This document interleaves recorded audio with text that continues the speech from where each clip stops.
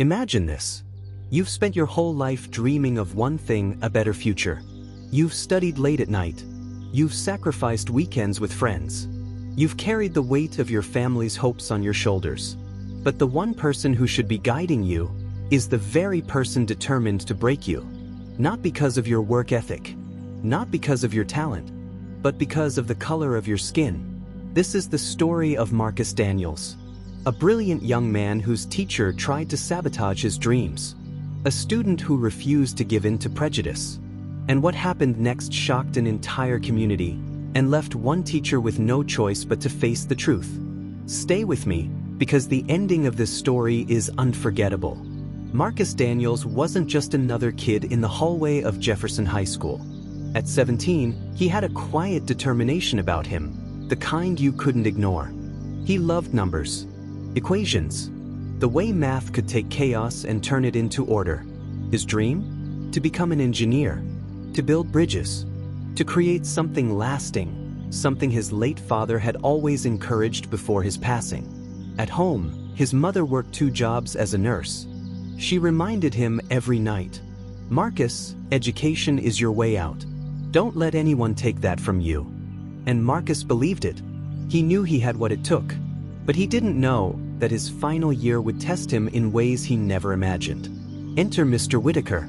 To the outside world, Whitaker was just another old-school teacher. Gray hair, wire-rimmed glasses, crisp shirts. But behind that facade lay something uglier. He played favorites. He mocked the kids he didn't like. And when Marcus walked into his classroom on the first day of senior year, Whitaker's eyes narrowed in a way Marcus would never forget. At first, Marcus brushed it off. But soon the pattern became clear. Whitaker never called on him unless it was to trip him up. Homework came back slashed with red, even when answers were correct. Group projects? Whitaker forgot to record Marcus's contribution. One day, after Marcus scored high on a test, Whitaker leaned close and whispered, "You think you're smart, Daniels? Don't get too comfortable. People like you never make it far." That wasn't just a criticism. It was a threat. At first, Marcus thought maybe he was overreacting. Maybe Whitaker was just tough on everyone. But then the grades started dropping. Assignments he'd worked on for hours came back stamped incomplete. Tests where every answer matched the key, marked as wrong. The cruelest moment? A science fair project Marcus had poured his soul into, weeks of research, building a model bridge that could actually hold weight. On the day of the fair, Whitaker didn't even let him present. He claimed Marcus had missed the deadline. A deadline Marcus knew he'd met. Marcus watched as his project sat untouched in the corner, while other students received praise and ribbons. That night, Marcus sat at his desk, staring at his notes. For the first time, he felt like giving up. But then he remembered his father's voice. "Son, the world may not play fair, but that doesn't mean you stop playing." And his mother's words echoed, "Don't let anyone take this from you." Marcus wiped his tears and made a decision. If Whitaker wanted to cheat him, Marcus would be ready. From that moment, Marcus documented everything.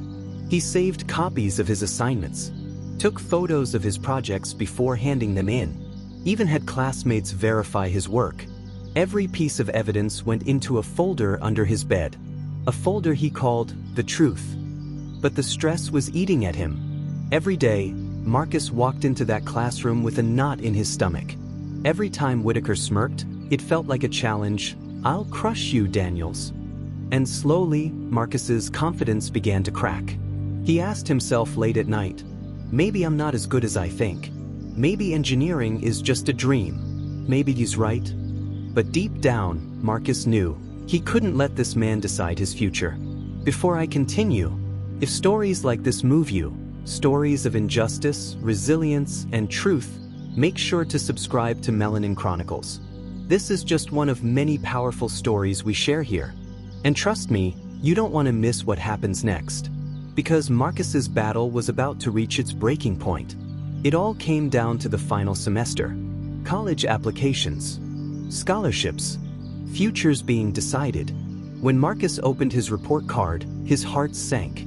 Despite months of hard work, despite everything he documented, Whitaker had given him a failing grade. His dream school? Out of reach. His scholarship? Gone. Across the room, Whitaker leaned back in his chair with a satisfied smirk. It wasn't just a grade. It was sabotage. Marcus's hands trembled as he folded the paper. For a split second, he thought of tearing it up, running out, never coming back. But then he thought of his mother, of his father, of every late night he'd spent fighting for this dream. And in that moment, Marcus made a choice. He wouldn't break. Not today. Not ever. Marcus walked home slowly, the failing grade heavy in his pocket. He stared at the folder under his bed, the truth. Should he risk it? Would anyone believe him over a respected teacher? What if speaking up made things worse? For hours he sat there, but as dawn broke, something shifted. He realized silence was exactly what Whitaker wanted. And Marcus wasn't going to give him that satisfaction. He grabbed the folder and headed to the principal's office. The principal, Mrs. Johnson, was a stern but fair woman. When Marcus laid the folder on her desk, her brow furrowed. One by one, she examined the assignments, the photos, the matching answer keys. Her eyes widened. Marcus, this is serious. She called in the vice principal, then the school board chair. Within hours, Whitaker was summoned. When he walked in, his usual arrogance filled the room. But as the evidence spread across the table, that arrogance began to crumble. Answer keys proved Marcus's answers were correct.